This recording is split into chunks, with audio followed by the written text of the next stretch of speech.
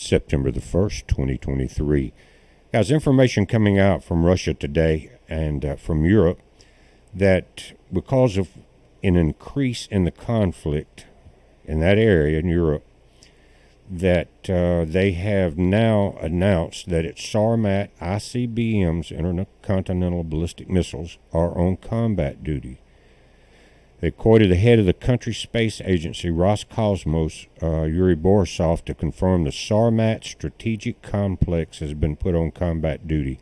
The nuclear-capable Sarmat intercontinental ballistic missile system was previously touted by Putin as being capable of hitting any target on Earth, and is widely believed to be by far the longest-range missile in Russia's arsenal, or in the world for that matter, and it's been nicknamed by NATO the Satan II, a biblical name. Wonder why. We're going to take a look at possibly what's going on. We're going to look at Revelation chapter 9 before this video's over. But this missile, guys, is the largest in the world. It's 200 tons, and it can have up to 15 different warheads. It can launch super fast into the upper atmosphere where it cannot be tracked, or no missile system can take it down. And it can stay there till it's time to re-enter over any part of the world. At that point, it can release 12 to 15 different warheads, nuclear or high explosive. But these are set up to carry nuclear weapons, and that's where we're at over there. But anyway, those 12 different tips can be then guided to any city at any part of the world. And it would more than likely hit 12 targets in a certain country. They said that one missile could wipe out all of France.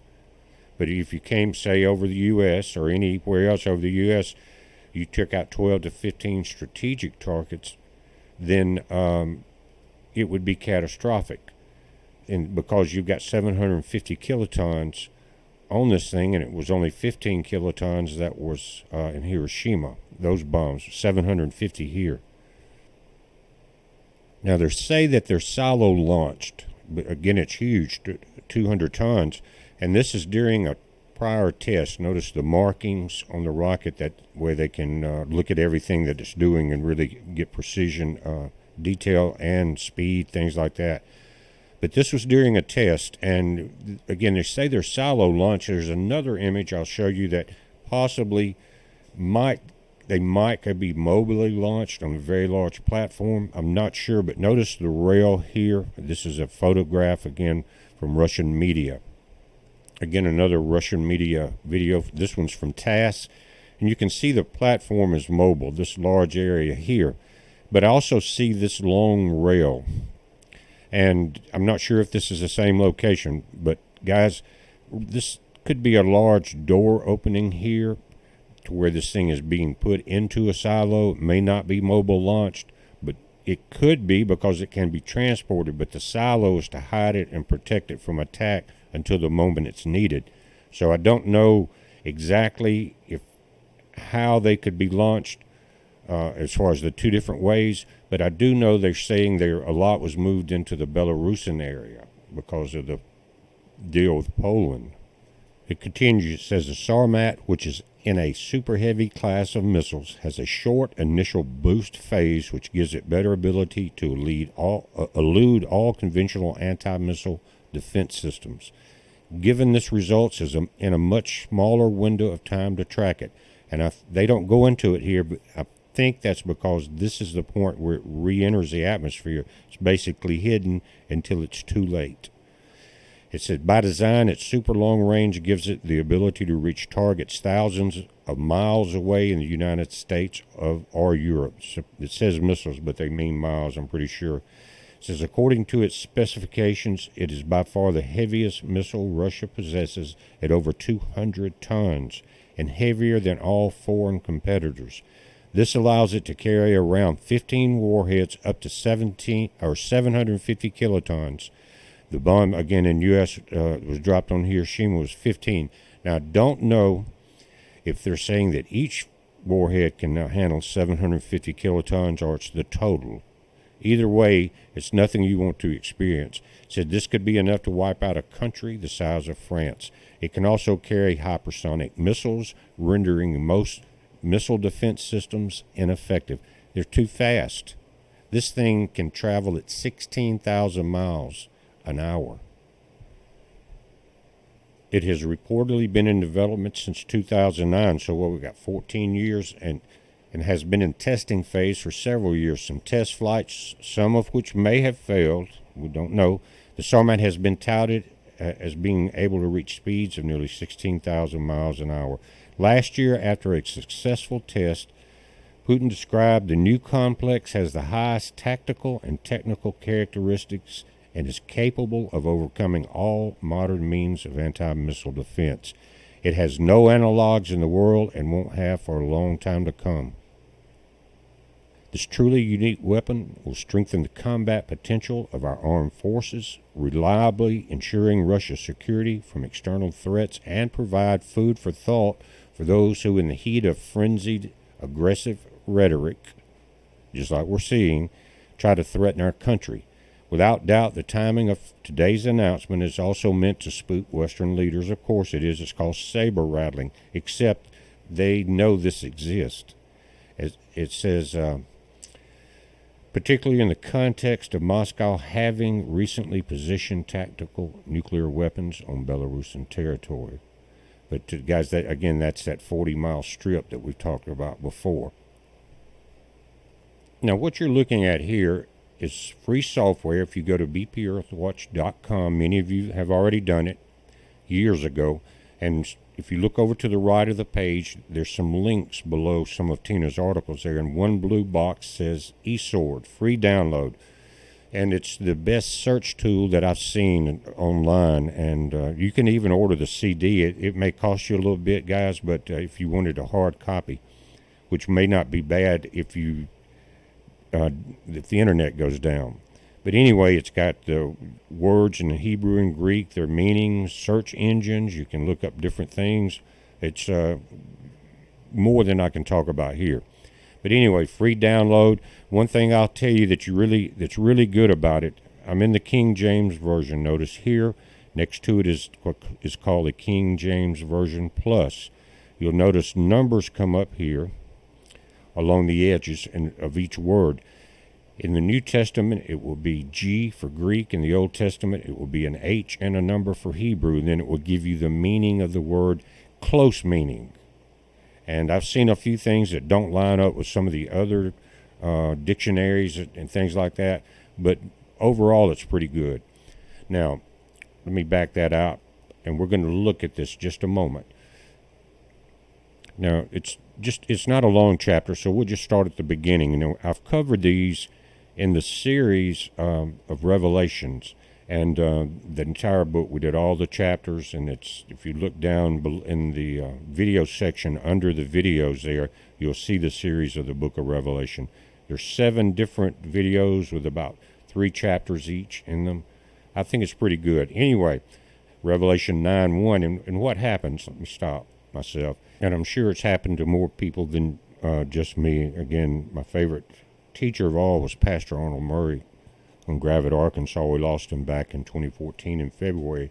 He was very much into Hebrew and Greek translations, used a lot of these tools, and the Strong's Concordance, other things, but he often emphasized, and many of you are students, he had millions of students worldwide, but he often said that when you look at the newspapers each day, the books of the Bible become clear and clear because you're getting closer to that time.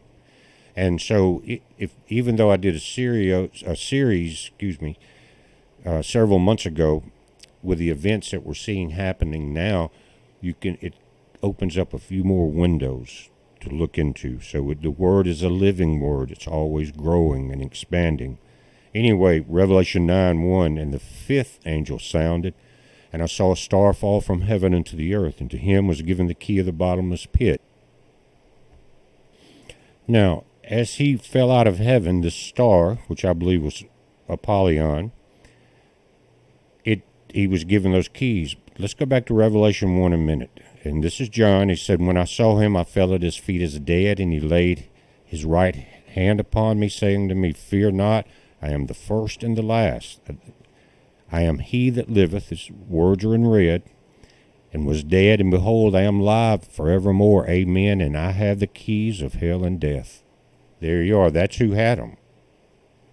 Now, did he hand these off at the fall? What's going to happen? He said, "Write these things which thou hast seen, and the things which are, and the things which shall be hereafter." Now, that's what we're going to go back to 9, because we're at the point where Christ was talking about this. But again, he has the key, had the keys to that point. Now, it doesn't say that it's Satan here or Apollyon, but it does mention who is in control of that army from this pit. It says, "And he opened the bottomless pit." That's whoever the star was. Again, it says the star fell, and to him, and now it says, "And he," it was a fallen angel, "and he opened the bottomless pit, and there arose smoke out of the pit as the smoke of a great furnace. And the sun and the air were darkened by reasons of the smoke of the pit. And there came out of the smoke locusts upon the earth, and unto them was given power, as the scorpions of the earth have power." But they're different. "And it was commanded them that they should not hurt the grass of the earth, neither any green thing, neither any tree, but only those men which have not the seal of God in their foreheads." You need to get sealed up, guys, and you know how you do that? One way is to study relentlessly every time you can. And what did Christ say? You love the Lord with all your heart, and you treat everyone the way you want to be treated. Those are the 2 greatest commandments. Everything else falls in line behind that. Because if you keep God in your heart and your mind, then you're going to walk the right path, aren't you? All of us slip and fall short and find ourselves drawn away from it, left or right, into some other thing. Always try to get back, though. Again, they were commanded, don't hurt anything on the earth, no grass, no tree, nothing. But only those men which have not the seal of God in their foreheads. Remember, there are 4 angels that come and seal that. They put that seal on you. I think it's a massive series of events and teachings to where your eyes are opened. More and more people's eyes are getting opened each day if they keep up with what's going on. And to them, it was given that they should not kill the men or kill them, but that they should be tormented 5 months. And their torment was as the torment of a scorpion when he striketh a man. Now, except it lasts 5 months. And a scorpion, the way it takes its prey down, it injects the poison into it, and it dissolves them from the inside. No backbone. It's fear. And in those days men shall seek death, and shall not find it, and shall desire to die, and death shall flee from them. That's very interesting. Several possibilities there, but say that you were forced to take a certain thing that led to control via certain frequencies, and they controlled you. You didn't have control of yourself. Or it could be something like Mr. X and his Neuralinks tied to the Starlink satellites. You want to die because you're basically a cyborg, but you can't. And the shapes of the locusts were likened to horses prepared into battle, and on their heads as it were crowns like gold, and their faces were as the faces of men. And they had in their hair as the hair of women, and their teeth were as the teeth of lions. And they had breastplates, as it were breastplates of iron, and the sound of their wing was the sound of chariots of many horses running to battle. Could be any means, guys, of armament, helicopters, tanks. What are we seeing now? And they had tails like unto scorpions, and there were stings in their tails, and their power was to hurt men. Again, 5 months. That 5 months is here. It's in the time that Noah was part of the time Noah was in the ark, had to survive. And they had a king over them, which is the angel of the bottomless pit. Not the one that had the key, but who was given the key, more than likely, whose name in the Hebrew tongue is Abaddon, but in the Greek tongue, his name is Apollyon. We hear that in his number is the number of a man, right? One woe is past, and behold, there come two woes more hereafter.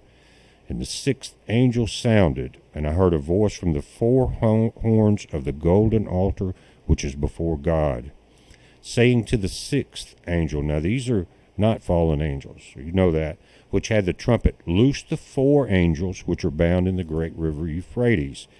Now, these are fallen angels. They are not the angels we see with the trumpets. Why? Because they're bound.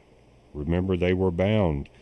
And when they say loose them, are we talking about the evil spirits? Again, loose the four angels which are bound in the great river Euphrates. And we talk about the three spirits like unto frogs. Remember, from that area. And the four angels were loosed. These evil spirits, where are they going to go? To the kings holding the power of the military. And the angels were loosed, which were prepared for an hour and a day and a month and a year, for to slay the third part of men. Guys, right now you were talking about probably close to 3 billion, but a lot have already been wiped out. Before we get into 9, you can read it. It says, and guys, let me say this. They were prepared for an hour, a day, a month, and a year. That's not the length of time. It means it was a specific time down to 1 hour. A certain year, a certain month, a certain day, and a certain hour. What Christ told us, no one knows but the Father. But they've been prepared to slay this third part of men. And the number of the army of the horsemen were 200,000, and I heard the number of them. And guys, I know a lot of people think, why are we going through this? I thought we were going to be taken out of here before this tribulation of man. Because first the tribulation of man, then comes the wrath of God. Okay? But why is he letting this happen? It's because he is trying to turn the sleeping nations around and awaken them into the evil that's around them. And only then, when everything's exposed, will they wake up. But not everyone will. Let's continue reading. And thus I saw the horses in the vision, and them that sat on them having breastplates of fire, and jacinth, and brimstone, and the heads of the horses were as the heads of lions, and out of their mouths issued fire, smoke, and brimstone. By these three were the third part of men killed, by the fire, and by the smoke, and by the brimstone which issued out of their mouths. Kind of like that Satan II missile, isn't it? And the rest of the men which were not killed by these plagues yet repented not of the works of their hands, that they should not worship devils. That's the first thing. What do we see now? Satan worship everywhere. And idols of gold and silver, preachers that are selling it, and brass, and stone, and of wood, which neither can see, nor hear, nor walk. Neither repented they of their murders, nor their sorceries, which is pharmacia, remember? Nor their fornication, nor their thefts. They're stealing everything we have. They're not happy yet with it. Taxes are tremendously high. The Boston Tea Party was fought over a 2.5% tax, guys. What are we now? A third to more than a third of what we make goes, and then everything else with inflation, they take everything. Neither repented they of their murders, which, what does the sorcerers do? Pharmakia, nor their fornication. Remember, all the nations slept with the harlot of Babylon, nor of their thefts. Now, guys, it's just trying to keep an eye on things around the nation and around the world and see where we are at. It's never too late, but it's always the best to do it quickly, and that's get your ducks in a row. And I think read and study what Christ told them. He said, love God with all your heart and soul, and that means study, read, pray, spread the word, and treat others as you want to be treated. Again, everything else will fall in line, all the other laws and everything. Christ, unlike what Paul said, he said, I did not come to change the laws. We're watching it, guys. You watch it. It's a heads up. Be safe.